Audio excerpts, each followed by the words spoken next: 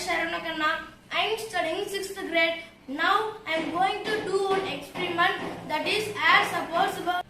Air is a mixture of 78% nitrogen and 21% oxygen with some traces like water vapor, carbon dioxide and other some gases. Take the two candles and keep it on the table. Light the both candles. Place an inverted glass over one candle. After few seconds, the candle will extinguish. See that?